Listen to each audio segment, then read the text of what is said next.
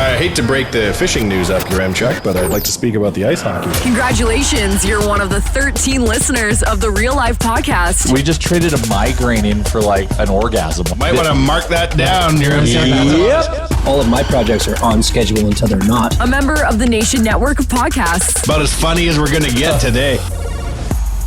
Welcome in, episode 213 of the Real Life Podcast. I extended the word welcome in because I couldn't remember what number of episode this was. Can confirm, episode 213.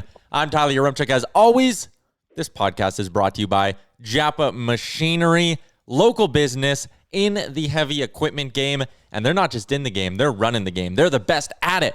Go check them out. All your big machinery needs, Japa has you covered. And don't forget, right now, they are running a promotion. It is 10% off. 10% off, and specifically what it is I'll tell you once my email opens up here. 10% off their book rates for equipment rentals. That's a banging deal. Check them out, japamachinery.com. And now we bring in the usual cast of characters. We're up to 100%. Everyone's here today. Chalmers, Bagmilk, Jay, Wanye, and I'll start with you, Jay, because your Browns got absolutely trounced. What did you think of week 1 in the NFL? Oh, God. That was, so, drinking the Kool-Aid like I do at the start of the new season, because anything is possible. You got to. It's the start of a new year. Browns money line plus 350. Jay. Big value. No. Smoked it and got smoked.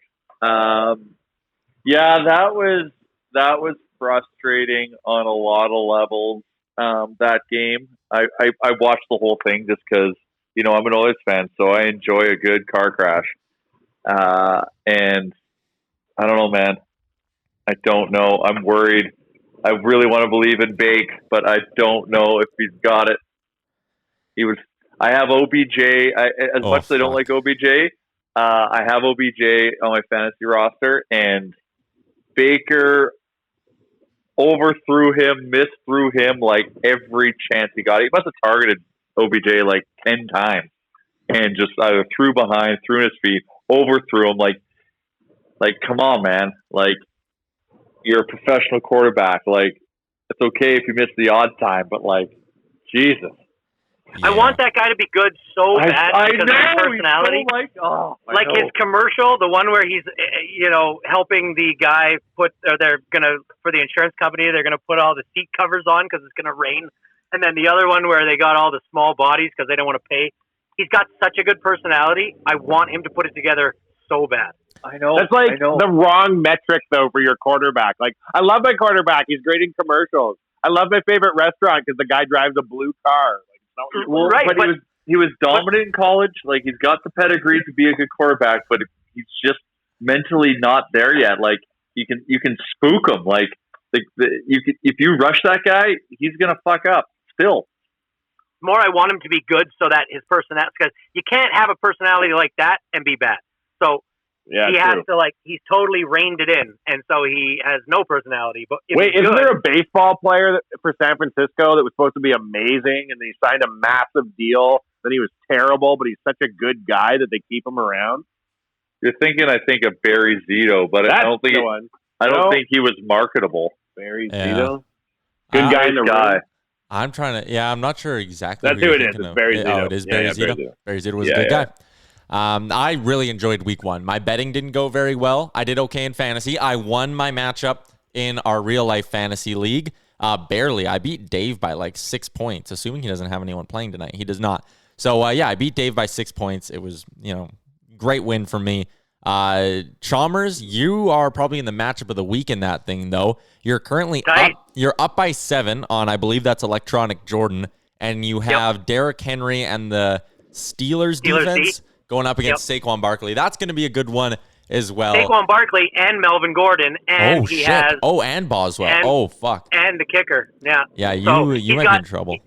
I might be. He's got 3 players to my 2. Yeah. So we'll see. But I'm currently getting stroked by Brad Stepanko, but I'm hoping for a big day today. You keep that shit to yourself. I don't want to hear about your. I don't want to hear about your getting stroked by Brad. You live your life, but you live it in quiet. That's for your OnlyFans page. Yeah. Right. Bag Milk, you won we did our real life pick 'em actually. That's the last football topic I'm going to touch on. Bag Milk, you nailed your pick though, so congratulations. You feeling like a good degenerate today? That's right. I am perfect.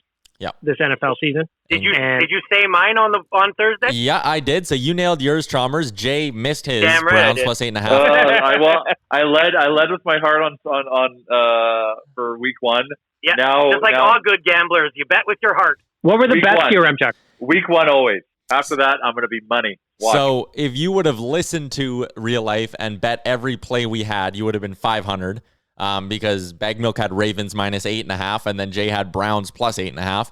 I had the Eagles minus 6. That one did not hit. That was just a shit show of a collapse. I cannot believe that. Chalmers nailed his Bills minus 6.5. On Thursday, we'll give our next ones. We'll also do another round of really easy NFL trivia with Wanye. Wanye's one for one in his trivia. Well, I'm 1 for 1. It was who's the defending Super Bowl champ, and I got no help, and I had to work it out for about 30 seconds till I remembered. Yeah. Oh, good job. So that's all part of our NFL coverage. We're also and who's the quarterback, Chalmers? My reply was the guy who rolled out the NHL's Diversity Alliance content. And they're like, that's how you know him. That's who it is. You are correct. Yeah, I thought you would have said the guy whose brother's on TikTok a lot. Oh yeah, he is. I haven't gone to TikTok. Oh, do yourself a favor and don't. It's the best. You'll lose days of your life, though. If you want the Chinese government to know what's in your head, comrades, I suppose we'll all go on TikTok. Not me. Zuckerberg's already selling them that information. Yeah. Well, Zuckerberg can know what's in my business. He's known since 2008. Mm-hmm. How about Instagram's Reels? Those things are quite the time waster for me these days. Holy shit! It's pretty much just TikTok, though. Well, of course it is, but they're right there on my Instagram feed now because I don't have TikTok, and so man, you go down one and you start watching them, but it's just the minute you watch one video, all of a sudden you have 1,000 like that in your feed. Yeah. Just like that one. So I don't like these people staring into the camera and over emoting and dancing around all weird. I find it very creepy. That is a huge trend on TikTok too. The hot babes, I'm like, okay, I see what we're doing. I get it. But the look in their face, they just overact, and I find it very creepy. There's this girl named... Go ahead, sorry. There's this girl named Bella Porch that on TikTok, she gets I think she's got 22 million followers, and that's basically all she does is that little dance face nod thing. I don't know why, but at the same point, some of them are quite hypnotizing, and you're just I don't know why I just watched this twice. Well, but it's like the Angelina Jolie lip filler. She looks great with it, but everyone trying to be her is creepy as fuck, right? And I feel like it's the same thing with TikTok dances. The lead people are cool, but the 16,000 people trying to look like them are freaking me out. My nieces just walk around the house and walk around anywhere they are, constantly doing TikTok dances with their hands. They're never not doing these dances. Just an everyday thing, waiting for something at the microwave, and they're sitting there doing a TikTok dance with their hands. It's America's Got Talent 24/7. Interesting. Yeah. They've done your nieces, though, not to sound like a weirdo, because it's okay to say this. I know them on Instagram and your siblings, and they've done really awesome dances in the past. Very choreography with fucking handstands and shit. It's pretty wild. Yeah, I saw my first TikTok dance out in the wild when I was at Superstore last week. What? Please share. Yeah. There's nothing really to share. I was just kind of I was waiting at the deli, and I look over, and there was these two girls. They had their phone set up on one of the aisle things, and they were doing a dance, and I knew exactly what they were doing. The embarrassing part, though, is that I knew which dance trend they were working on because that's how much I'm on TikTok. God damn. I'm proud of you that you left your house. Thank you. Yeah. I do have to eat, Chalmers. That's basically the only place I go. Yeah. We talked a little football off the top. We're going to continue that in about 30 minutes with our good friend Scott Hastings from OddsShark. Going to get caught up on week one. Going to talk a little bit about the conference finals as well. I sat on my ass and watched football all day on Sunday, and I totally forgot there was hockey on. I got the little alert being Lightning take a 3-1 series lead. I was like, oh shit, there was a game on this whole time, and all I was doing was sitting on my couch.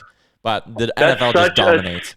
That's such a silly scheduling, NHL. Dumb. Week one of NFL, and you put it right in the teeth of when all the games are being played. Yeah. The witching hour. It started right at the witching hour. Yeah, there's been some weird, like I said, the NHL's done a lot of great things with all this, but there's some of their scheduling's been really whack. Yeah, that's been weird. They're really trying to compress it, aren't they? They're just really trying to get these games in. Chalmers, you watched football yesterday, I'm assuming, but you also got caught up on Love is Blind?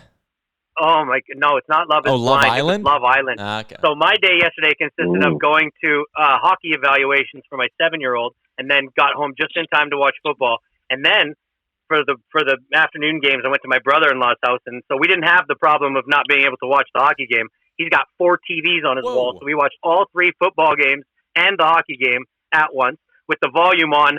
My Arizona Cardinals versus his San Francisco 49ers, which was a great game. Yeah, congratulations. It was an awesome game. And then I went home and I watched the Sunday Nighter.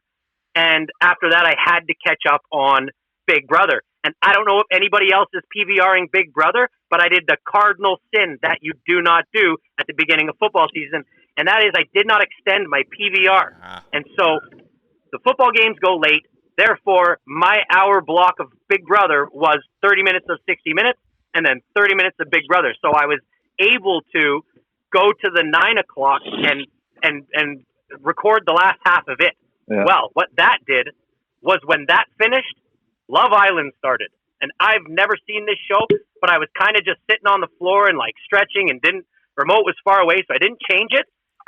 I watched it for 5 minutes and from about 10:35 to 10:40, and I didn't go to bed till midnight. I watched the whole goddamn thing. I felt like shit about myself. I constantly was looking in the mirror, wanting to figure out where it all went wrong. I was addicted, man. It was awful. And then you were texting group chats galore, trying to lure other people in, so you weren't the only one. So you know how you know that something grips you is when you want to talk to other people about it. And I was sitting there trying to find anybody that was watching this show. Because the things that were happening on this show, it's absolutely genius. What we're going to do is we're going to put a bunch of people in a loft in Las Vegas, and we're going to make it have a pool. And basically all they're going to do all day is they're going to wake up, they're going to get ready, they're going to eat breakfast, they're going to work out all day and lay around in the sun. And you know what we're going to give them is lots of wine. Because these chicks were guzzling wine. Yes.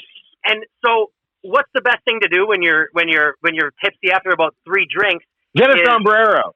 Oh my God! How about you confront every guy on the show that's ever like done a bad thing, and they blow up? Then they put them in these positions where they like have to do something bad because they, for the show, and then they all just get drunk and confront each other about it. It's unbelievable. That sounds pretty awesome. So that sounds right in my wheelhouse, to be honest. What's the point of the show? So, okay, were you listening, your M Chuck? They confront each other nonstop. Finding love. And here's the real twist. They send They send 4 girls and 4 guys in. And at the very beginning, without even meeting these people, you got to pick somebody. And that person you spend the week with. That's your person for the week. You sleep in the same bed with them. You sleep, all in the same room. You are supposed to do everything with these people. You go on dates. But then what they did was they took the guys and they took them to another place where there was 4 new girls, and they brought 4 new guys in for the girls. And at the end of that week, you had to make a decision. Did you want to recouple with one of the people that was there, or do you want to go back to your original person? So like the girl's sitting there and she's like, okay, well, I want to stick with this guy. I want to recouple with this guy. And then they're like, okay, well, let's see if he made the same decision. And this poor guy's got to walk in and either have the girl with him, which would be devastating to the girl if she didn't want to recouple, or he walks in solo and he's now in that house solo. Man, this reminds me of the summer, Chalmers. I lived in that religious cult. This is how we picked a mate. So the best. So I caught right in when they had this really uplifting thing. The girl was like, I realized how much I love this guy. And he comes back. He loves her too. He has to confess that he kissed the girl, but whatever. They're together. It's a beautiful moment. And then the next one, the girl chooses to recouple, and the guy that she was with for the first week comes back with like the teddy bear and was like, all I thought about was you for the week. And she's like, oh my God, what did I do? It was just, and they're all drunk, so they're all stupid. And it was just fireworks, man. And it was a lot of fun. Girls crying all over the place, guys really is showing their emotions. It's just a great show. Chalmers, let me say, this sounds like absolute trash, and I love it. It is. It is absolute trash. It's not really on brand for the things that I like to watch, but It's like this. It's like the first episode of any good series. If it's okay, it'll grip you, and you're into it, right? And this, it was just like that, man. It got me. Now, do I have to catch up on this show, or can I jump right in? I need to know. This is season 2, episode 16, and I was a half hour into the episode. I saw 1 minute, and I was hooked. So the answer to that would be no. You don't. All right. I'll watch this with you next week, Chalmers. Yeah, it's long. It's every night too. There's like 2 nights they don't have it on. It's 5 nights a week. Wow. It's an investment. I don't think I can keep this up, but I'm telling you, like, if you wanted to just sit down for a little bit and watch absolute garbage, that just Chalmers, you need to take over your brother-in-law's TV array and stream multiple episodes at once. Mm-hmm. Yep. That'd be hard to keep up with. I could hardly keep up with the, who was crying over Imagine you just like your head snapping between TV channels as women named Claire are throwing their heels at each other in 4 different episodes. Here's the single best part of it. So the girl that recoupled, when they go to their sleeping quarters, they're sleeping in a bed, and the guy who's single now is sleeping in the bed across from them. That's They're awkward. all in the same room. It's Jesus. so messed up, man. Are people banging? Well, I'm sure they are, but I'm sure they're doing it like inconspicuous. Like at nighttime, they put them all to bed at the same time. They all have to go to bed at the same time, and they all have to wake up at the same time. And the way they wake them up is they just open the shutters, man, and just Vegas sun just beats down these people, and they're usually hungover and look like crap. It's so good. This gives me a new show idea. It's Big Brother, but they add way more alcohol. Oh, jeez. Well, if you saw Enzo and his White Claws, you would think that they're... I think they just keep getting people that don't drink for Big Brother. They used to be able to drink on that show. Christmas yeah, but they were having issues. They're liability issues. Oh, really? Oh, really? Yeah. In what way? They were just concerned about like people fighting or boy and girl problems or who knows what. Lawyers have to ruin everything, don't they? Wow. Man. Lawyers. Yeah. Everything gets ruined. Chalmers, you mentioned you were in hockey evaluations. What's that process like in the middle of COVID? Okay, so it's a lot different. Basically, you have to you get dressed at home. We never were big get dressed at home family, but you're basically getting your kids fully dressed at home. You're not allowed to show up any more than 30 minutes before. But what's the point if you're fully dressed? You show up 10 minutes before because the parents are allowed to go in with masks. Only one parent can come from each household. You put on their skates, and they put on their helmet. When they put on their helmet, they can take their mask off. They then sit in the dressing room. The minute you're done their skates, you have to go outside the arena until the session starts. You then have to go to the stands, socially distanced, cannot stand at the glass. You have to be in the stands. Between every half an hour or hour ice time, depending on what level you are, they have custodial staff disinfecting the whole stands. And so that's why they're trying to keep the amount of people down. That's why they're trying to keep people conformed. What? They're wiping down the stands? The whole thing. So I was at Coronation. And God, that's not even going to do anything. It's airborne. Anyways, yeah, go on. So when I'm at Coronation or Bill Hunter, you're usually seeing like one custodial staff member there at a time. I saw 4 at each place. So they're obviously the money, that they're spending is probably a lot higher to get this stuff done. But other than that, I mean, the evaluations are kind of exactly the same as they always were. For the younger kids, 7 to 8 years old, they're in novice and they're just going out there for 15 minutes. They're on the ice, but they're really only doing 2 drills and being timed at it. And so they actually are skating for what amounts to maybe 4 minutes a kid in 2 different sections. And then the minute you're done, they get out, you take their helmet off, their skates off, and you just get the heck out of there.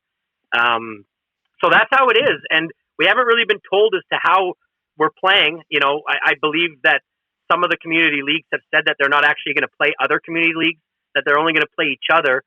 But if you have a kid in novice tier 1 and there's only one novice tier 1 team, what are you doing, right? Like, if there's 2 novice tier 1 teams, are they just going to play each other all year? So is that a humble brag, Chalmers?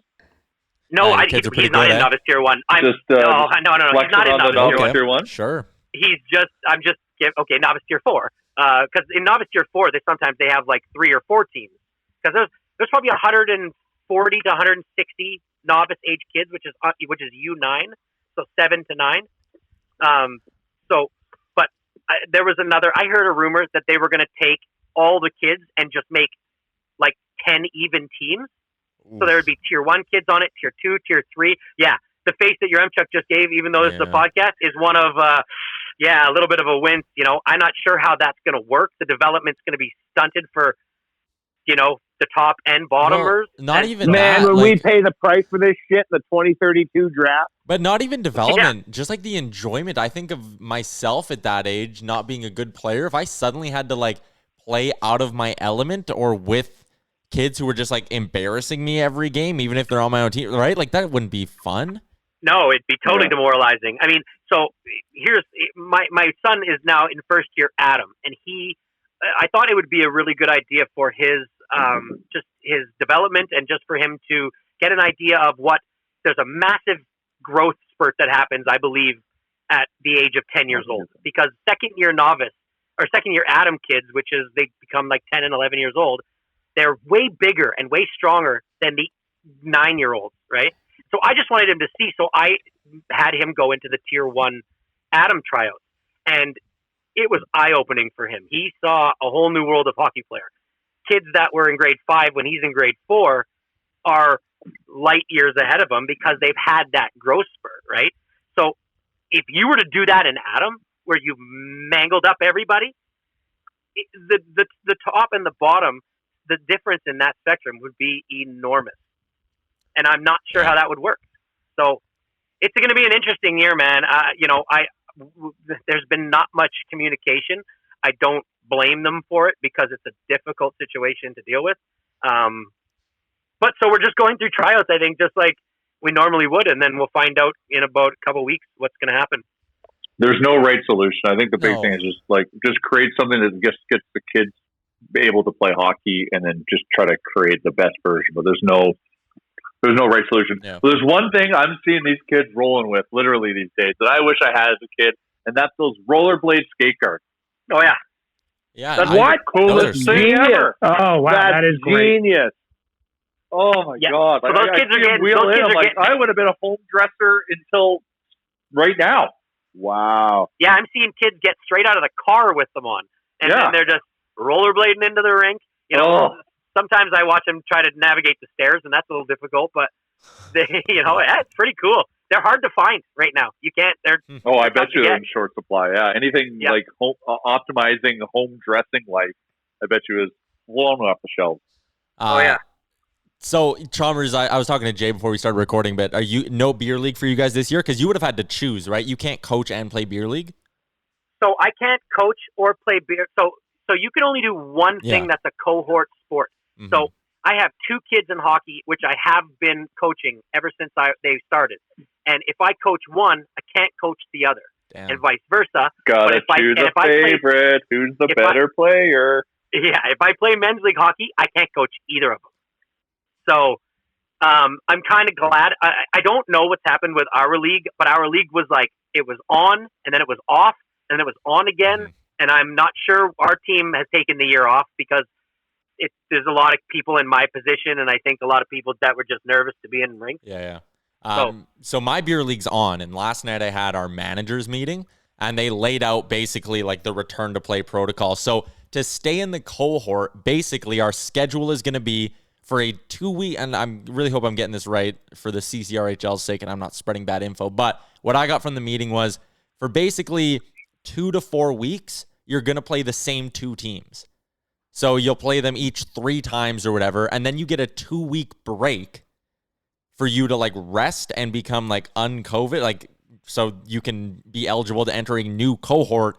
And then for the next 5 weeks or whatever, 4 weeks, you're going to play the same or a different set of 2 teams for the whole 5 weeks, and you get 2 weeks off. And then it's that process to make sure you're not playing the same teams all year. But it's basically like, you got to play the same team for like 3-4 weeks or same 2 teams for 3-4 weeks. And then you get a break, and then you're back with new teams. I don't know. It was interesting to sit there.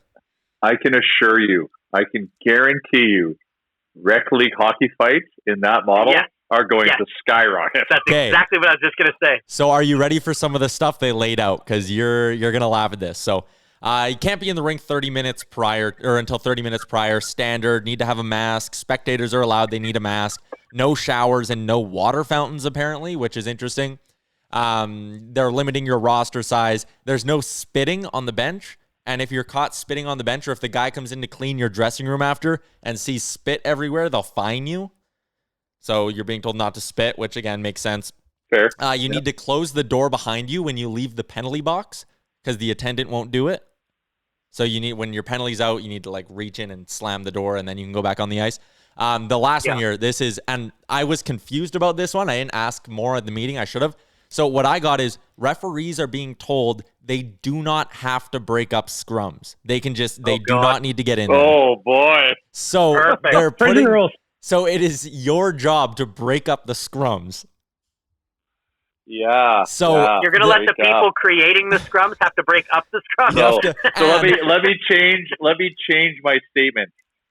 Hockey brawls, full line brawls now are going to be skyrocketing. So refs can, like, they're not being told they aren't allowed to. I guess they're being told they don't have to, is how I'm interpreting the rule. And they're putting in a strict third man in. So if there's a scrum, you need to go in and only grab your guy. And if you grab the other guy, you get a penalty. So like, you need to ref yourself in these scrums potentially, or the ref could just be like, fuck it, I'm going in. But playing the same team 3 times, like my team is, in like a 2.5 week span, and expecting there to be no scrums at all, oh boy, that's asking a lot. Oh yeah, and that's just like the nature of the beast. That's just competing. So it'll be funny to see how that goes. Like I'm shocked they didn't put like crazy fines around fighting to try to mitigate this potential powder keg that's just boiling right now.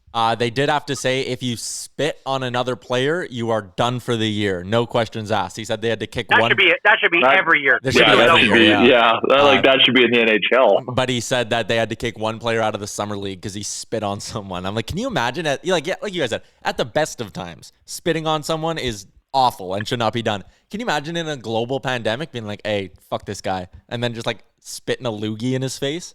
What a loser. Yeah.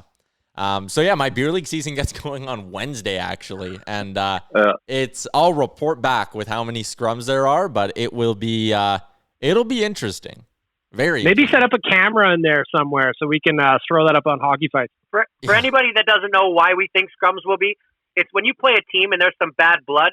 Usually in rec league hockey, you don't have to play them again for like another 2 months, and so that goes away and you forget. But when you're playing the same team like 3 times in 2 weeks, that stuff's going to carry over, and people aren't going to forget. We have back-to-back games at one point. We play on a Sunday and then the Monday. So, like, if there's a scrum on that Sunday game, you're going to be thinking about it all day at work the next day. Oh, yeah. Or something happens, and you're going to be ready to explode come that game on Monday. You're going to think about what the trash talk you want to bring to specific people, and you're going to think about what dirty cheapness you can execute on. And that's just the way beer league hockey goes. Hey, that's just sport. It's okay. We got Scott Hastings. Before we do that, I want Chalmers to tell his 7-Eleven story because I hyped it up on the Instagram. Before we do that, need to let everyone know, episode 213, Real Life Podcast, brought to you not just by Japa, but by Oodle Noodle as well. And I saw some sweet pictures online of some skateboards that you guys had designed. Jay, Wanye, do either one of you want to tell me what's going on there? I want to know more. We are so next level at Oodle Noodle that we reached out to a local company called Olive. And Olive is a legit in the skateboard world skateboard company. Edmonton, Spruce Grove, Sherwood Park, where are they, Jay? Spruce Grove. And we're like, hey, I don't know if you'd be interested in doing this, but we're Oodle Noodle and we want to do a skateboard. And they were like, we love Oodle Noodle. We would be honored. And I was like, oh, that's awesome. So we're making a snowboard and a skateboard and a hoodie and a t-shirt and a hat. And we're going to do like a limited time offering and put skateboards and stuff up in our stores and make them look rad and give away stickers and shit. Who's designing that stuff? Olive. We went over that. They're going to do it? Well-respected skateboarding company. Yeah. Okay. Wicked. I didn't know. I mean, I thought maybe they were just making it and you like... You guys? No, they did the design. They were like, we know exactly what we want to do. Like, I didn't even have to do anything. It was amazing. I thought you were going to get the mayor of Moose Jaw to do it, JR. I sent him one today. Oh, did you? He's been consulting with me at all points, and I couldn't think of anybody better. Can you do a street check and see if the streets agree that this is a legit company? And he's like, oh yeah, I talked to a couple of guys. They're legit. Nice. Yeah, he's boarding like crazy. Anytime he has a day off in the summer, and if the kids are in school, he's back to being a boarding dad. That's JR's cousin, by the way. The mayor of Moose Jaw. Not That's actually his the mayor, Instagram handle. Well, he could be if he decided. Oh. I had he just put his name in the hat. Give it time, he may be. I had an aunt who was the mayor of her small town in Alberta for like 8 years. And this is a small town of like, I think 1,000 people. And she went from like running a day home or whatever and was like, I'm going to run for mayor. She ran for mayor and did a great job of it for 8 years. It's an interesting side of politics, small town mayorship. My dad was the mayor of Legal, Alberta for about 8 years. Your dad? My dad, yep. Really? Now people are going to be able to find out who you are. Wow, a power family. You were the mascot of the school, and your dad was the mayor. That's right. Jeez, you guys had Absolutely. that town in your palm of your hand. Multi-talented.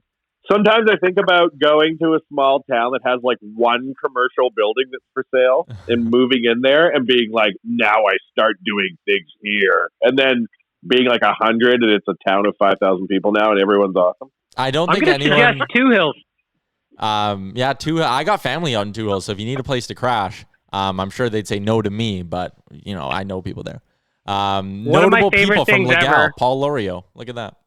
Yeah, that's true. Paul Lorio, I actually know where Paul Lorio's house was too. Oh.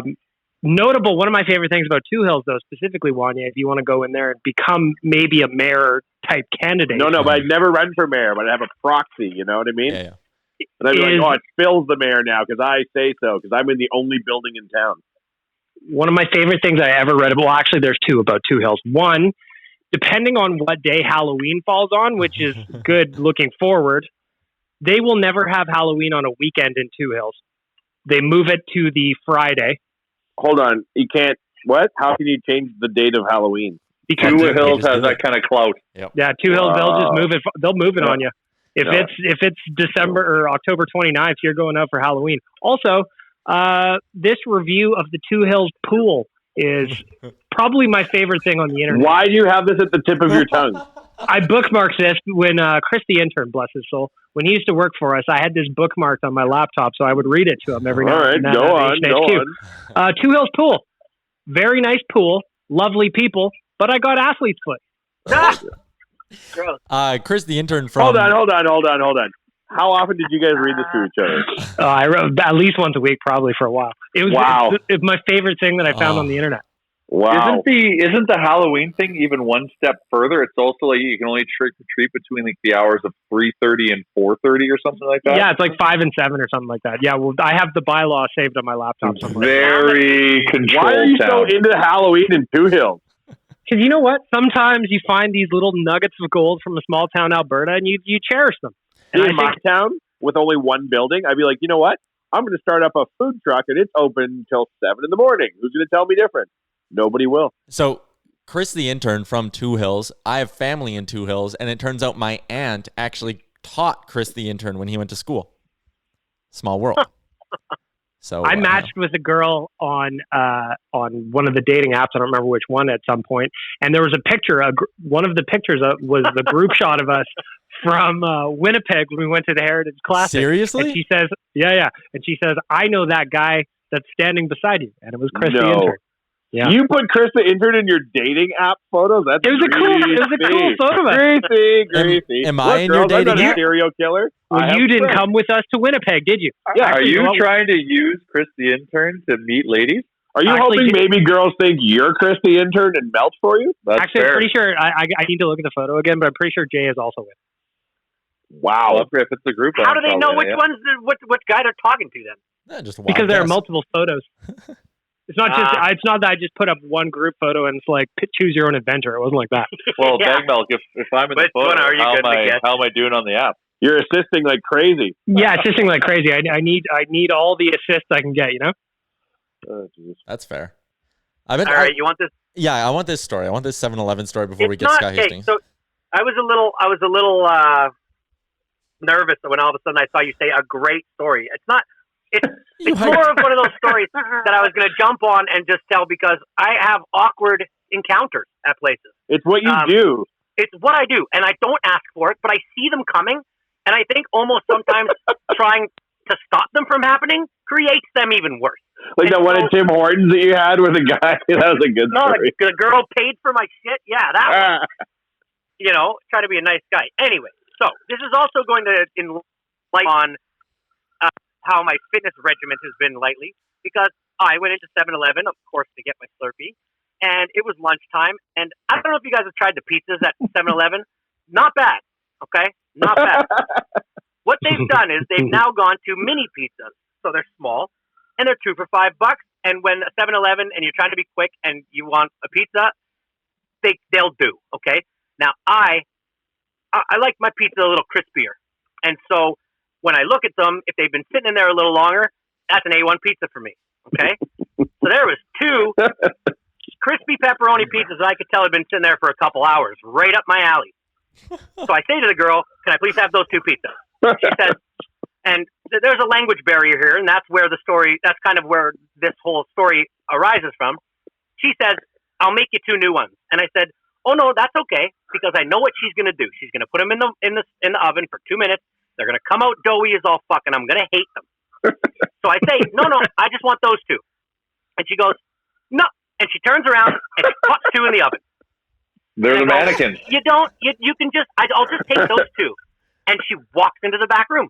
So she's now not there anymore. The manager comes out and she goes, can I help you? Almost like the girl went back there and was like, this guy is a problem. And so she goes like, can I help you with something? And I'm like, yeah, no, I just want to buy these 2 pizzas. I want these 2 crispy ones. And she goes, well, they're crispy. They're too hard. And she grabs one and knocks it against the countertop. And I'm like, okay, but she's making me 2 new ones, and I don't really like them doughy. So I just would like the crispy ones. And she goes, no. And she crumples them up and throws them in the garbage right there. What? And I was like, what are you doing? So I'm sitting there now. The 2 pizzas I want are in the garbage, and I'm now waiting, which I would run away and steal a Reese's Pieces on the way out. The whole reason I'm getting pizza at 7-Eleven is because I don't want to be waiting. Now I'm waiting. And inevitably, I know that those pizzas are going to come out, and they're going to be soggy as hell. So the manager opens the oven after throwing the pizzas in the garbage. I'm like, I would have, and I don't want to make a scene. People are coming in. I'm in my mask. And I go, okay, whatever. She puts the pizzas in the box with her back to me. She hands them to me. I open them up. Literally, they're the color of dough. They're dough. And I go, I'm not eating these. Like, if I'm going to eat like shit, I want to enjoy it. I want to enjoy this pizza. I know I'm going to hate every bite of it. So I say to her, excuse me, I like them crispy. I've said that already. Can you just put these back in the oven and cook them again? I've mentioned this to you. And she looks at me and goes like, oh my God, you're such a pain in the ass. And I'm like, I wouldn't have been if you just gave me the 2 crispy fucking pizzas. I'd already be gone. She puts them back in the oven. Now she goes into the back room. The other girl then comes out, and I can fully tell, has no idea I haven't gotten the pizzas yet. They're still in the oven. The buzzer goes off. She just continues to help people. I'm just standing there. People coming in. Like I said, I didn't want to create a scene. So finally, people all walk out, and I'm just there, and I go, I still haven't gotten the pizzas yet. They're in the oven. So she turns around. She puts them, and I've been waiting for like 7, 8 minutes at this point. She picks them. I can't see how they look. She puts them in the boxes. She gives them back to me. I'm pretty sure the manager forgot to put on the oven again because they look exactly the same. So what do? Just shut up and eat your pizzas, I guess. I just walked out. I threw the fucking pizzas in the garbage, and I went back, and I just drank my Slurpee for lunch. But that is just like, it was, honestly, from the time I got out of my truck and got back in the truck, it was 15 to 16 minutes I was in there. And I got nothing but a Slurpee. I love the power idea. they showed you, Chalmers, over you. Oh. For you to want to buy the pizzas that they don't want to sell, to then go so much as to throw them in the garbage. Something they thought they couldn't sell, someone wanted to buy, and they looked through the eyes and said, no. I made it so clear I wanted them, and she rolled her eyes and was like, they're too hard. And I'm like, what do you want me to say? I know how hard they are. I have fucking eyes. I can see them. I want those two.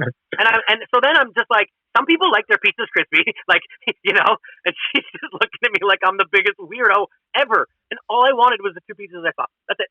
Wow. Well, Chalmers will be happy to know that 7-Eleven is on Skip the Dishes for all of your food no, I'm not. I'm never Yep. eating pizza at 7-Eleven again. This is the type of thing that makes me never get it again. My favorite part is that this is a sober story. This isn't like you were wasted at 7-Eleven going to buy some pizza. Dude, you guys were literally doing the podcast, and I had just gotten out of a meeting, and I was just going to grab something so I could get back to the house and get to work. And, like, this was Thursday at 1 o'clock. No, I was definitely sober. It felt like I was drunk. I was dizzy afterwards, man. That's you're starving. Yeah, you're famished. That's famished wild. and disappointed doesn't It wasn't that great. was worth the wait, It's not Chalmers. great. It's just you sit in your truck afterwards and you look at your Slurpee and you're just like, what just happened? Chalmers, the image how of could the I have- person looking at you and then throwing the pizzas you wanted in the garbage is great. Right in the garbage. Like, I also look, I like staring the at me visual while she of did it. I like the visual of semi-disappointed Chalmers quietly drinking his Slurpee when there should have been the smell of pizza in the air. Yeah, I was mad. that was Oh my so God. good, Chalmers. Heartbreak. So, anyways, so that's another. You know, I because of COVID, I'm not going into a lot of places and having awkward experiences. So, yeah, that was one. And I just absolutely hate them. Actually, they're kind of fun when it's all said and done. They're like funny, but yeah, that was pretty weak. That was good, Chalmers. Oh man. Related to pizza, my favorite beer to get, because I always, I'll usually get like a nice craft beer, but then I also want something that's just chuggable for if I'm, playing slow pitch or trying to get really turned up on a weekend. I like buying the Brewhouse Pilsners. And right now the promotion, or it has been this way for like 4 months, I think, you get a free Famoso pizza with each box of beer. So of course, over the last 5 months, I've been drinking like crazy. So I have like 12 free pizzas to Famoso. And I don't know what to do with all of these big ass coupons. They just sit here. I will take half of them. Give them away to our listeners, Ramchuck, you asshole. As a real pizza connoisseur these days, I gotta say, Famoso Pizza on the downhill. I like it. Ooh. They've got a red arrow pointing down next to their name in my pizza range. Geez, Wow. real Really? life is real. That's a highly touted index. Who's moving up? Oh, Seps is number one these days, man. I ate a good. Seps yesterday. I literally just ordered them for myself. I get that one. It's called the Apulo. It's got nothing but caprese spicy sausages. It's got jalapeno peppers and honey, drenched in honey. Oh, It you know is what I like so that they good. do at Seps is I think they season, like, like sometimes they toss the dough in like in flour, but Oh yeah, I think they season that flour because there's an undercoating of seasoning on the dough. Oh yeah, that's nice. and it also helps it cook. Like, so I don't Famoso. I'm really sorry, but when I pick up my Vesuvio, I don't want it to go limp and then just all the toppings fall off. Well, Like, we've clearly identified you like crispy pizza. I like crispy Yeah. pizza. I don't want doughy pizza. And like Seps is just a crispy bit of goodness. Yeah, it's great. All So right. it's up there. It's number one on the list. So, yeah. There you have it. That's where we transition out of this segment. And I think it's time to talk some sports betting. So maybe it's time to bring in Scott Hastings. I'm All excited right. for this. Goodbye, all of you. Oh, yeah. See you, Wanya. Wanya, Yeah. Cheerio. for 15 minutes every week out of the 2 hours of the podcasting, we trade off Wanye, and in return, we get Scott Hastings from OddsShark. OddsShark, your spot for sports gambling and information. They are all geniuses. They have a staff full of geniuses. They also have the OddsShark supercomputer. They tell you everything from the public lines. If it's Sunday morning and you're like, shit, I haven't put any money on these NFL games and I'm an absolute degenerate, go to OddsShark. They will help you out. Scott Hastings, how are you? Hey, what's going on, fellas? And hopefully it was a successful first Sunday betting for all of you. Yeah, I bet on the Cleveland Browns. I bet it with my heart again, Scott. I put it all on the Browns plus 350 and got kicked right in the nuts. Yep. Yeah, you did. Definitely. Before we dig into NFL, Scott, what's the best pizza place around your house in Toronto? Where's the number one? They were just talking about a good spot here in Edmonton. Well, we're a little further east than Toronto, Okay. meaning right on the east coast. Oh, you're on the coast. Beautiful Nova Scotia. Oh. Yeah, there's a lot of corner store joints, but there's a pizza, chain, I guess. They've got 3 or 4 locations that a lot of people like, and it's Alexandra's, and it's got a nice garlic bread crust. So a lot of people like that one. Well, if you're an East Coaster, which you know what, I actually knew that. I should have interrupted. Yeah. What is your favorite donair? There's a nice corner store, like maybe 20 minutes outside of the city, and that's the spot. None of the city donair junk. Get that out of here. You got to go outside the city for the good stuff. What's it called? Tulaney's. There was recently, so I don't know if you pay attention to what we do, but in the midst of the COVID shutdown, we did donairs are huge here in Edmonton. Yeah. And I know this has nothing to do with gambling, but next year, the review, we should put odds and we should bet it like a book. And that's something we should collaborate on, because if our friends at OddsShark are out on the East Coast, they get how to handicap and bet and put odds on donairs. But we did a donair bracket, and it got so much attention that a publication in Halifax did the same thing. Yeah, they just wrapped one up there in June or July. So when I was out in Edmonton in 2012, donairs were just starting to hit the spot. So I'm glad to see that it's really taken off. Yeah, Edmonton's a big donair market. Huge. Looking at the NFL, Scott, biggest surprise in week 1. We knew there were going to be some. I didn't think it was going to be Washington over Philadelphia, but was that the one that stunned books the most? Yeah, I'd say that was a big one. Everyone was on the Eagles there. But, that Washington front defensive line is nasty. Really, really good. Of course, they had the second overall pick, which they used on Chase Young out of Ohio State. Like that offensive line is it's going to cause a lot of issues for a lot of teams. And Dwayne Haskins mixed with Terry McLaurin, like they're a good, combination between the two of them. They're not going to win you a ton of games, but they're not going to be a pushover that they were in the past. So I think it was a bit of a trap too, because Philly was losing, like Alshon Jeffrey and Miles Sanders didn't play, right? So it was a sketchy line to begin with, and I think the outright win was surprising to me, but I wasn't surprised they covered.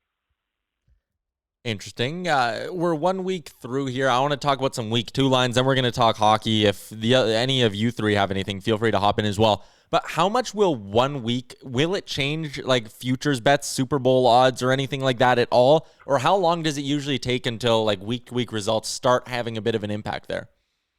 Yeah, the Super Bowl market, you might see the odd fluctuation in a more like back of the pack. So like a team like Jacksonville might get a big jump because they had that big win over the Colts, whereas you might see the Colts fall from where they were. But as far as like your top 5 to 8 teams, you're not going to see much change based on 1 week, unless there was a big upset. So like you'll see the Eagles probably drop, notably of the top teams. Interesting. What about the Colts and the Jaguars? What did you think about that upset there? I know a lot of people who lost survivor picks because it seemed like Indy was going to come out and destroy the Jacksonville Jaguars, but Gardner Minshew, he pulled it together. Yeah, Minshew, man. Minshew magic. I love it. I was surprised by that one. I had the Colts winning that one and covering and firing Phil. Phil Rivers, he just manages to do it year in and year out, where he should win games and he loses them, or he should lose games and he should win them. The Colts might be an unbettable team, much like the Chargers have been for the last few years. Looking ahead to some lines coming up here, one of the things you've been telling us is, if a line looks too good to be true, it probably is. So we just watched Philly get dominated on the line, and now they're going to play LA, and LA is +3. That doesn't compute to me. I do not understand why LA is the underdogs there. Yeah, if it smells like a duck and it walks like a duck, it's probably a duck. But LA, I don't believe the Rams are what they are. I think they choreograph a lot of their playbook, and I think as the season goes on, they're going to get exposed. I don't think Goff can think on the line. I really don't. It seems like and that's why they went with that quick tempo. You just want to rub this in over the Cowboys a lot. They went with that quick tempo all night last night, and it just seems like he's able to have that communication with Sean McVay, where he's pointing out areas of weakness in the defense. and he can pick them apart. He wasn't throwing the ball downfield. It was just these short passes, yada, yada, and away he goes. Robert Woods looked terrific. Yeah. Oh, God, you got to slow him down. But I think as the season wears down and their playbook is a little more exposed, or it's been shown over and over, I think they're going to hit a wall. But maybe I'm wrong. I just don't have a lot of faith in Jared Goff. So when I think about what he's saying about the Eagles and the Rams, I also think that the Eagles look so good after the first half. And when a team's up big after the first half, they tend to come out maybe with a little bit of, looking past the second half. Let's just, we're going to win this one. Let's get out of it. Whereas in Washington, they went in at halftime and they watched their coach get an IV, due to his cancer treatment. And I think that picked them up. And what I believe is that like the Eagles played as, they went down to the bottom of the barrel as they could play, and Washington probably played the best they could possibly play in that second half to get Ron Rivera a win in his first game. And so you see the best of the Rams and you see the worst of the Eagles in that second half, and I don't think that's what those two teams are. That's why I see the change in the line. Yeah, what do you think? I think as the week goes on, you're going to see money come in on the Rams. I wouldn't be surprised if this closes closer to a pick-em.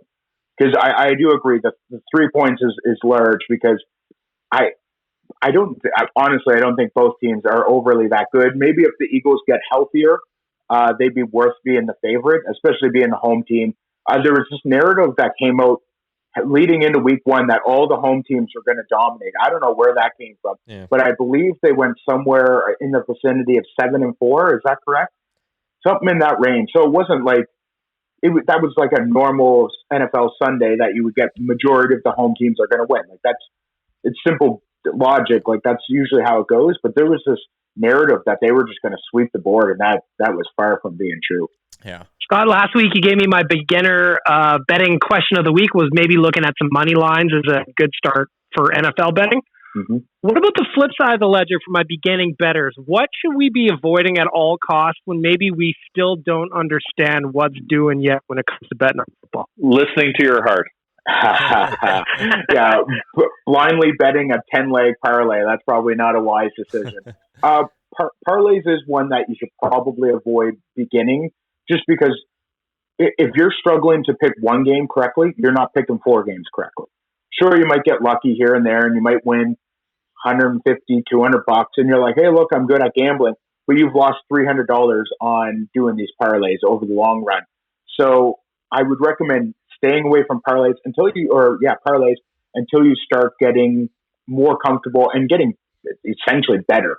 So when you're starting to click at a better rate, 50%, 55%, then you might be interested in looking at a parlay. But if you're only hitting single bets at 35 and 40%, which is the reality for the average bettor, parlays ain't your jam.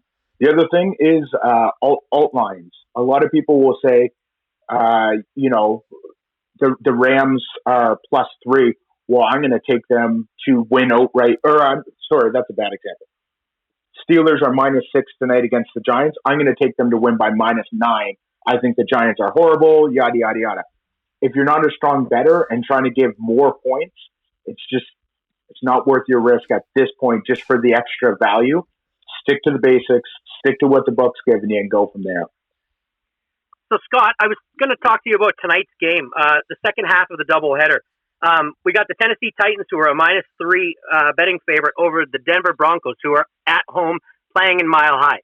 Now, from what I know, they don't send Eastern teams over to the West to play late-night games. And this game is later than most. It's going to start at 10:20 their time. So their circadian rhythms are going to be a little bit off. Not to mention, they didn't have a preseason, and therefore, getting your stamina is going to be affected. Playing up in the air in Denver is also going to affect that. So, What do you think about Denver's chances tonight in betting Denver? Yeah, I haven't tapped circadian rhythms before, but I love this one. This is a new one for me. I love it. Next level. Yeah, no, I love that. No, any road team going to Denver it's always an interesting dynamic because of the high altitude, and many players will sit out for various reasons, the oxygen levels and whatnot. I liked Denver going into the week, and then losing Von Miller scared me away. So I don't have a play for the game per se, but I like the value Denver's getting as an underdog. Of course, the run game, Derrick Henry, he's such a monster that, especially in the early going with no preseason, the passing game for most teams, you're going to see that deteriorate a little bit, and you can run the ball. And when you've got a monster like him running the ball, like there's a clear advantage for the Titans on the run game, because I don't know what Denver's doing with the Phillip Lindsay and Melvin Gordon situation. I thought it was a bizarre signing, but for Melvin Gordon, but I liked Denver going into the week. If I was to make a pick on the game, that's who I'd be taking. I'd take them outright to win. But losing Von Miller scared me a little bit, so I'm gonna sit back and enjoy it. The one area I'm going to Jerry Jeudy. Jerry Jeudy, yeah. The one area I'm going to give some love to, the Guys in Bets show that you guys at OddsShark do. I love it. Joe Osborne and them. It's incredibly entertaining. The one thing Joe kind of got me on, it was closer to the end of last year's when I started doing this, but teaser bets. Explain that a little bit to the listeners, because I love it. Like, I'm looking at this coming week here. Kansas City Chiefs -8.5, San Francisco -7. If you tease those down 6 points, like Chiefs -2.5 against LA feels like a lock to me. Niners -1 feels like a lock. And you just got to parlay that. It's -120. It feels like an easy way to shift things really in your favor. Am I wrong in thinking that? No, definitely. If you got a strong feel for it, teaser bets are definitely, it's like the alt betting. It can work out in some certain situations. Basically, you want to cross over key numbers. So your key numbers are 3 and 7, your field goal and your touchdown.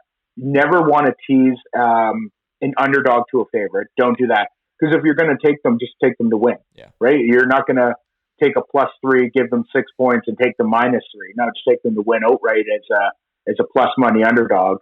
So that's sort of what you're looking at. If you think it's going to be a tight game between, the Chiefs and Ravens or whatever, and the line set at 3.5, maybe you buy that point down to 2.5, and then it's just a field goal game versus a 4 or more point game. Yeah. So that's essentially what a teaser bet is doing, is you're buying points to cross over key lines. So if you're sitting at like 5, 5.5, I don't really see the point of buying points. It's just, you're sort of stuck in this no man's land that if you start to buy too many points, you lose the value of the bet itself. So I look for more of that 7.5, 3.5 type situation where I can cross over a touchdown or a field goal and get a better line. And I've never done a teaser, but I'm telling, like, if you have a game that's at 7 and you buy 4 points so that it's now a field goal game, and they win by 8, you could have just won on your initial bet. I've never felt that. Do you feel like a dummy, or what is that like? Is that like I've never understood the teaser. I'm not going to lie to you. I've never done them. I recommend, again, personally, I wouldn't buy that many points. I'm looking at the 1 point. So like a 3.5 to a 2.5. That's all I like to do. I like to keep it very small, because I think when you start to buy more points, you're just losing the value. And then, you feel like a bozo when you had the 7 point win, you bought it down to 5 or something, and then they win by 8. You're like, oh, well, I could have just had the value at that number. I find I've used it more in basketball than I have in football, because I don't know how many times I've been hit by just the hook, 3.5, and they win by 3, and it's like, well, that did me nothing. So I like to, that's another way you can use it, is you can buy a half point versus a full point, especially in basketball, and you can buy that and look for a push or a win. So obviously if your team covers outright, you get your win, but you can then save yourself a little bit on the push compared to if in that situation, a 3.5, you buy to 3 and they win by 3. Well, you've just got to push. Push is better than a loss. And as they say in Guys and Bets, a push is a win there for Ninja. So he likes those.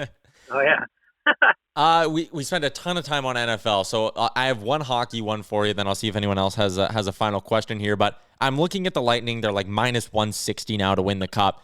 Like, that's not good enough value really for me to bet on them to win the cup. But then I'm looking everywhere else, and I'm like, well, now I can't see Tampa Bay losing either. I'm in a weird spot here with the Stanley Cup, because like I can't see anyone but Tampa Bay winning. Yeah, especially if Stammer comes back. You see he's training today? Holy jumpins, back skating with the boys, and they're already rolling. My recommendation, and this is the approach, I think the Lightning do win. I think they're rolling. Is to just bet them every game. Okay. You know, I just think you're going to get, because they're not going to be more than a 200 minus 200 favorite over Dallas or if Vegas makes a comeback. But certainly looks like it's going to be Dallas and Tampa. And I can't imagine they get a 200 line in the Stanley Cup Finals. So you're probably going to get them in around the 170, 180 range. So I think that's just your better approach than a minus 165 to win 4 games. It just doesn't seem right. What's blowing me away for tonight's game is that Dallas is so heavily underdog. The whole playoffs. That's an elimination game. Like, how do you not just want to sprinkle something on there? Because I'm seeing plus 205 right now. Yeah, it's crazy. Really? Against the Avalanche, the same thing. All series they were underdogs and they just keep winning. And I had Vegas winning this series, but Dallas is making me look like a fool. So it's hard not to bet on Dallas, but there's something about them that you don't want to bet on. I don't know what. I know. I don't trust Hudobin still. Like, as weird as it is, I'm like, I feel like this guy's due for a bad game eventually here. Yeah, wins the Conn Smythe. We still doubt him. Yeah, no kidding. I was having some luck. I was having some luck with the Islanders with scoring the first goal a lot against the Tampa Bay Lightning. So to get value, I would wait till they scored the first goal and then bet Tampa in live betting. And it worked 3 times out of 4. So that was good. Yeah, well, I've said this on the podcast a few times that, especially in the series prices, if there's a team I really like, Tampa Bay. What was it? Tampa Bay against who did they lose the first game to? Boston. Boston, yeah. And I said, I think they opened at minus 200 or minus 180, and I said, wait for one game. If they lose, hammer them. And sure enough, I think you got them at about plus 150 or something like that. It might be the same approach to use in the Stanley Cup Final as well. If they play Dallas and somehow Hudobin gets another goose egg, and it might blow up in your face, but you might be able to get Tampa at a better line if they happen to lose that first game. Of course, that's a risky way to go because you may bank on that strategy and they don't lose the first game. Now you're really screwed. Yeah. But sometimes you just gotta not bet though. If there's times that you just don't like something, you don't gotta force it. Scott, as much as that sucks. Yeah. As much as it sucks to sit on the sidelines, kind of. You're right. Sometimes it is the smartest play to just not force a bet. Yeah, but I like the under goal and a half this first period here in tonight's game. Okay. They've scored a total of 1 goal in the first period this entire series. Interesting. 2 more things. Do you just they're very quick? Are over and unders dumb to bet? No, definitely not. Depends on the sport. But mostly football. I mean, hockey's tough, but because they always set the over under at like 6 or 5.5, 6. But football, they're all over the place, and I always find myself hammering overs because who wants to bet unders, right? Yeah, that's right. Life is too short for the under. Is it a sucker bet? No, definitely not. Some good research, and you can find some angles there. But yeah, I think that totals are tougher bets, but some people absolutely crush them. So it's just a matter of proper research and see if you can find an angle. Like the Saints and Chiefs last year that had 100 points. And the total was set at like 56. Yeah. I outlined that to the max, and I think it was 64.5. And I was like, I don't care. I got that at plus 300. I was like, this is going over by a mile, and sure enough, it did. So there are times that you can find a sneaky play, but most times, totals can be tricky. Cool. And then Steelers Giants. I'm just kidding. I just want you to make my pick for me, so I don't have to. Well, I know it's going to be Steelers, but. I don't know. The computer's saying Giants to win the game. What has changed? I don't know. Everyone is on Pittsburgh. I have this weird feeling about the Giants. What if Daniel Jones makes that step forward? I hate the Giants. I'm a Dallas fan. I hate them. But something inside me is telling me to bet them. I haven't made a bet on the game, but who knows? There could be a little money line sprinkle just before the kickoff. So I don't know. Something telling me the Giants are winning this game. Interesting. Well, we will. That was a tough one for you last night. Then I'm sorry about Dak. I thought he had it, man, but that was a bad 2-minute drill, and it just was a heartbreaker for my bank account too because I bet heavily on him. That's classic Dallas. Yeah. Scott, as always, man, we appreciate it.